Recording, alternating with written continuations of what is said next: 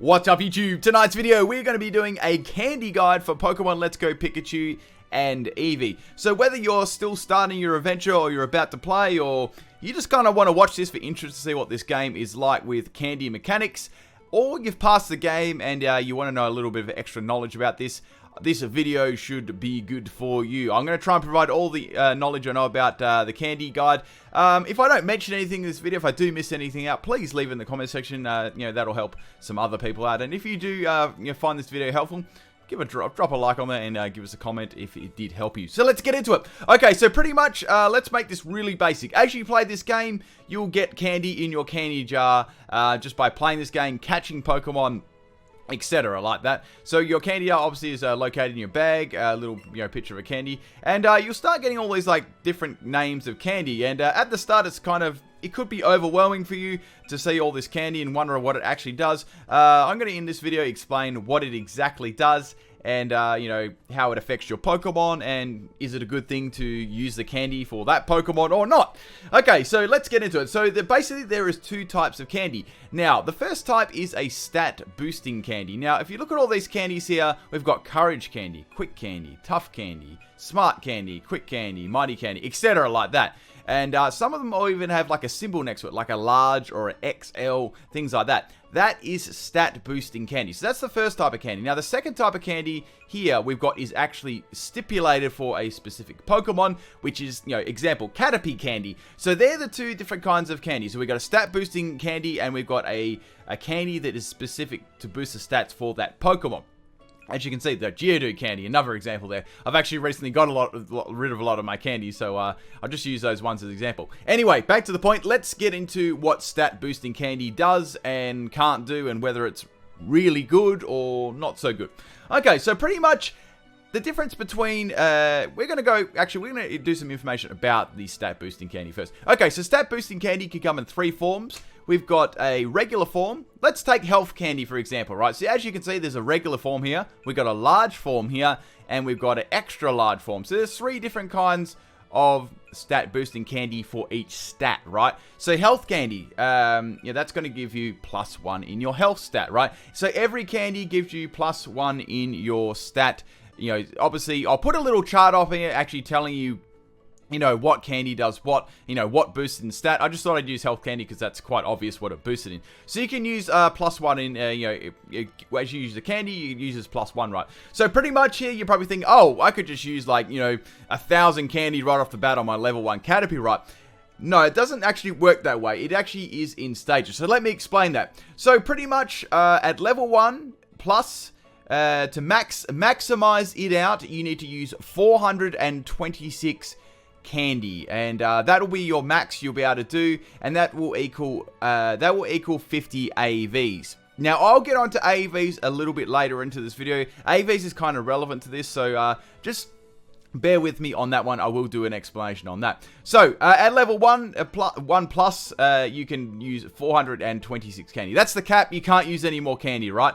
Now and that is for regular candy too. So you need to, at the start, you can only use this health can here. You can't use like your large or your extra large. So this is designed for a lower level, right?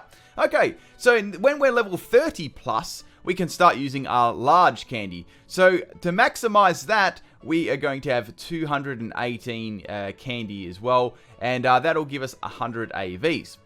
Now, after we've used that and we want to use our candy again, XL candy, we're going to have to wait all the way to level 60 plus to be able to use that. And that'll be up to 445 candy you can use, and that'll give you 200 AVs. Now, what are AVs, right?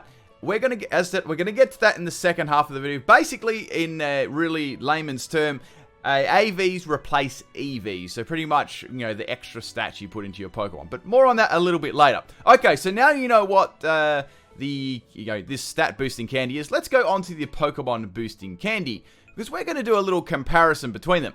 Okay, so we've got the Caterpie candy here. Let's take that for example. Now, Caterpie candy is purely designed for the Caterpie evolution line. Now, say you want to boost the Pokemon like Butterfree. Sure, you can use Caterpie candy. That will work on it. As long as it's in that evolution line, it'll be fine to use. Now, the thing about species candy, or relevant to the Pokemon, right?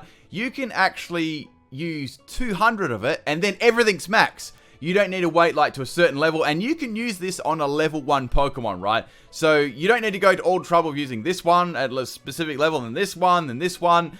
Basically, with this one, you're clicking like thousands of times. With this one, 200 times, and your Pokemon is completely maxed in every stat. All AVs are actually max.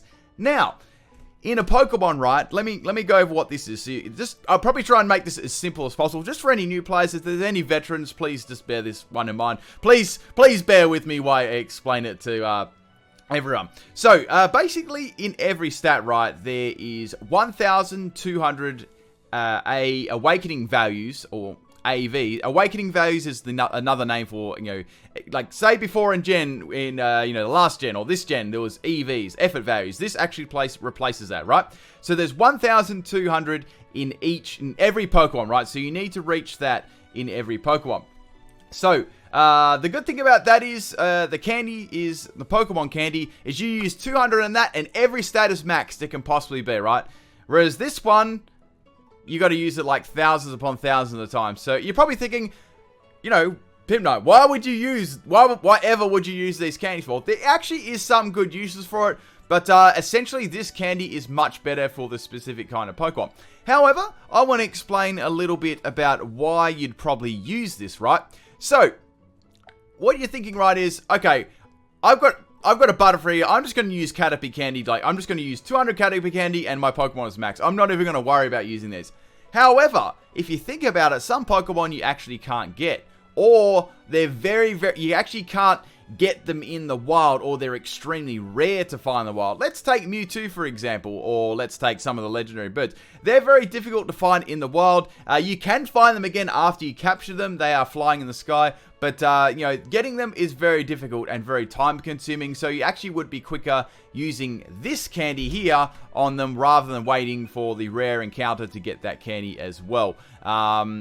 That's basically it. This is better, in my opinion. This is better for rarer Pokemon and ones that are hard to get, especially legendaries and things like that. I would be using this, the stat boosting candy, obviously in comparison to the species candy like Caterpie, right? So that's what I'd use it for. Also, if you find you're not using it very often, it's very good to sell too, and it's so easy to get, right? Once you chain up Pokemon chains, it's very, very simple to get. Like, you could sell all 999, and you can get that back really easily. However, that's my opinion there on the actual stat boosting candy. And let's go on to the Pokemon candy now. So I want to do a little comparison, right? So pretty much we've got. Let's bring up. I've got a good way to do it. So we're going to comparison two Pokemon, right? Let's say we've got two Caterpies, both level 7. Now these ones I caught while I was training. I'll give you an example. I've got some nice IVs then. Also, you can get the IV checker in Vermilion City if you just go east of Vermilion. And go up the stairs, you talk to a scientist, and he will give you the ability to view your IVs and such. Now, you need to get at least 30 Pokemon species to be able to do that. Anyway, so we're going to do a comparison, right, of two of these little Caterpies. Now, these Caterpies, I'm going to show you them at the start. They are, they're in their stats, they're very similar, right? So, that's a Kingler, sorry. They're very similar, right? As you can see, they're almost very similar. Now, we're going to do a comparison to after using, like, 200 of the species candy on. So I'm going to use 200 candies on this Caterpie and show you the comparison. We'll be right back. Okay, people, we are pretty much nearly at the Caterpie's max here. I just want to show you what a Pokemon species candy does. Okay, so I'm just going to use it.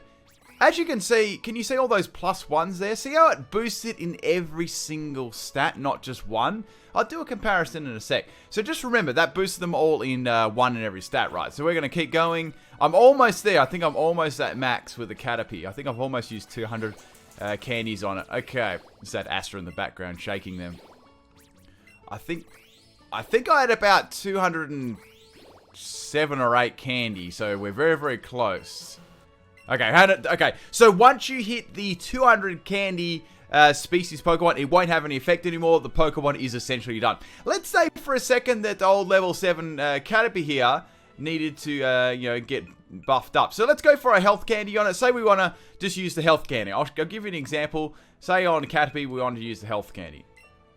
See how it does +1 in health? So all those specific, you actually have to go through every single stat with these candies in comparison to just using the species Pokemon candy on it. Now, as I said, that the only good thing about that one is for Pokemon that are very difficult to obtain or you just can't catch them, right? You have to actually get candies over and over. Okay, so that one's done. Let's do a little comparison between Caterpie and, oh, I don't want to speed anymore. That we're going to do a comparison between Caterpie and Caterpie God. All right. Okay, we want to go into our party. Okay, so we're going to bring up the Caterpie that hadn't had anything done to it. Okay, so that's the normal Caterpie. And let's have a look at the Caterpie that did get 200 candy.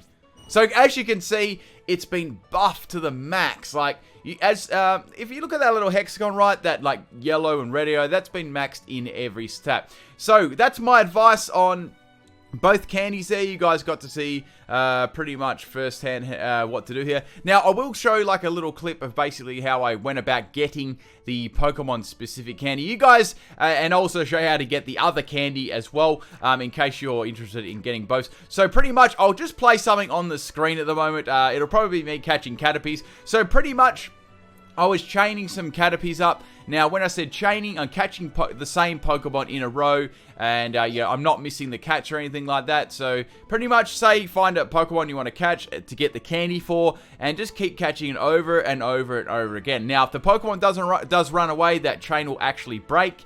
And, yeah, you'll have to start over again. So, your rewards will sort of, like, get... they'll get reset. So the higher the chain, the better rewards you get, and the better catch throw you do, the better rewards too. So I got mine up, well over 100 on my chain, and I was getting very, very good rewards. I'll show that on the screen. I think I got about 7 or 8 Caterpie just from one Caterpie, and I got a whole bunch of, stat boosting candy as well. Now, if you're not really, if you don't think you're really going to use the stat boosting candy much, you can easily sell it for easy money on the game, and that's a great way to get it. And you only need 200 for one Pokemon. So once I think to get about 200 candy on one Pokemon took me about 120 chains, depending on the catches as well. Get better catches equals better rewards, and you'll definitely get 999 of like a lot of candy. So that's pretty much what both candies are. The comparison between both the usefulness for the stat boosting candy and the usefulness for the species candy. The last thing I wanted to say was what EVs, in Pokemon games they used to, the last ones that were EVs, right? EVs mean effort values. That means you can put a specific amount of stats into a Pokemon. Now in the past games you could only max 2 stats, right? Which is 512, as you guys already know. In these games, you can put 1,200. So that's the difference between, you can max every single stat. It's like putting 252 EVs in every single stat, right? But it's not called EVs. It's called, it's called a different name there. Awakened values. So I thought I was about to sneeze there for a second. So we got awakened values in this game. I'm not sure whether this mechanic will actually stay in the games at all, but that's how it is. Now, the only thing about awakened values is they do not count on online battles in normal rules. If you go no restrictions rules, they'll count in there, but not normal rules. So just bear that one in mind. Now, also, if you want to use your specific Pokemon candies to actually come up against the Master Trainers, you can do that. So you can have like, a level 20 Caterpie or whatever versing the Caterpie Master, and you'll probably win because you've got more stats in comparison to the ones that I showed you before. Okay, I think that's about it for this video. I'm pretty sure I explained everything I possibly could. I'm just looking over some of my notes that I did, but I'm pretty sure I did quite a good job explaining there. If this video helped you out, please drop a like on the video. If you haven't seen the videos before, drop a subscribe. I'll always throw some good videos your way. And, leave a comment if it did help you out. If you got anything else to add to this, please leave below in the comment section. The more information we can share and help others out is cool. I may do another guide tonight. We'll see. I do have some battles coming up, so probably like Friday, Saturday. Hopefully I'll have some theme teams and stuff up. But, yeah, I'll catch you for the next video. Peace.